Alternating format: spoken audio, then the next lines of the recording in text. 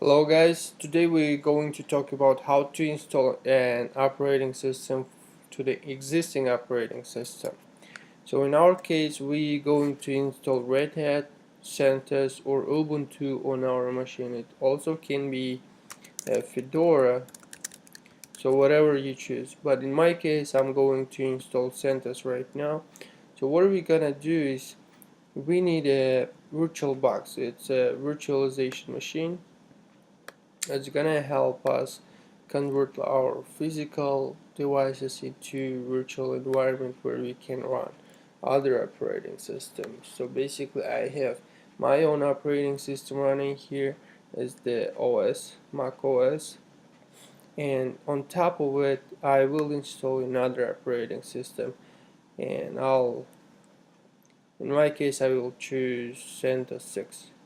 So first thing first, let's go ahead and install the VirtualBox first. So you can go ahead and just go to the website of VirtualBox. We're going to download. We're going to go to downloads, and here you will choose the Windows machines and OS machines. So in my case it's going to be OS machine because I'm using Mac right now. So go ahead and download this.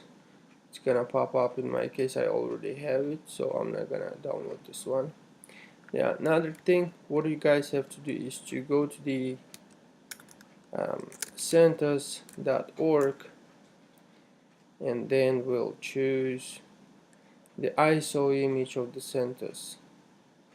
So if we go here, and here you can see we have 7 version number 7 and version number 6.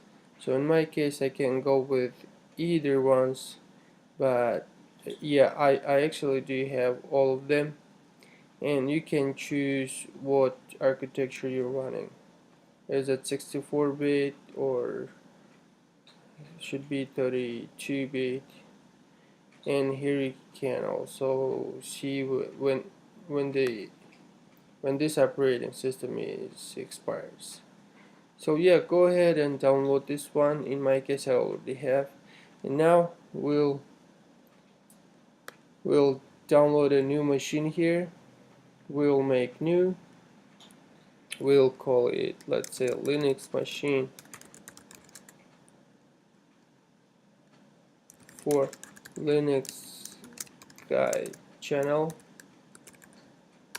Let's say we want to give 2 GB of RAM, and here we're going to choose, it's going to be Linux operating system 64-bit, and then we're going to give it the 10 GB of space. There you go. There you go. Now it's ready. Now what we're going to do is we're going to attach the disk that we just downloaded from the centos.org. Going to the storage. This is the place where you have to attach the Centos 6.9, Centos 7. In my case, let's go with the Centos 6.9.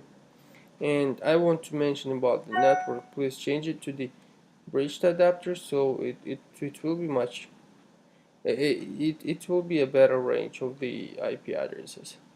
So it seems like everything is good, so click OK and then run this machine.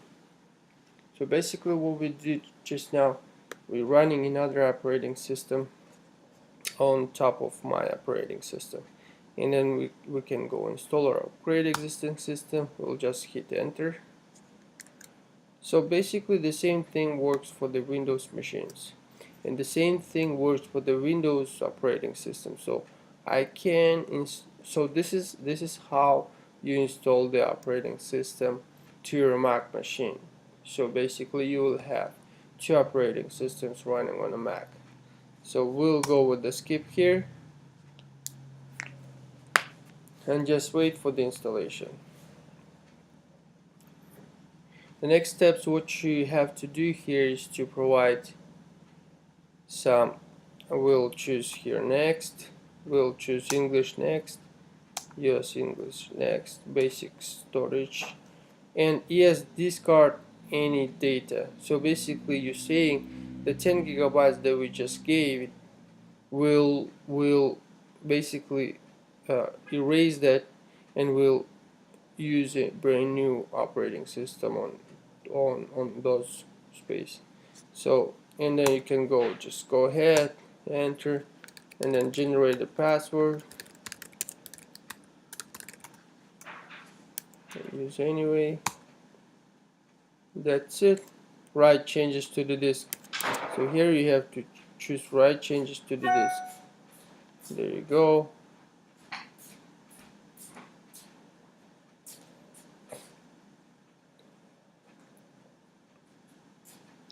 And it should be good just in a couple minutes.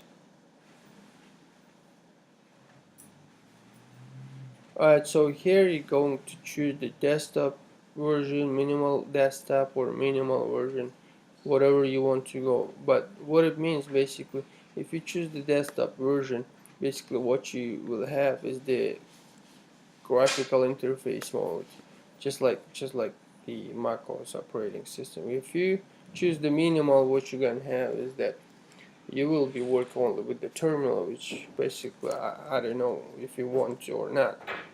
So we'll choose with the desktop. Go ahead, click enter, and there you go, it starts downloading.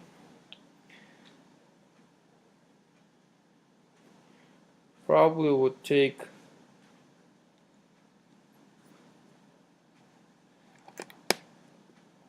probably 5 to 10 minutes, and it will be good to go. So yeah, thank you so much. If you have any questions, leave the comment below, and I'll go ahead and try to answer all those questions.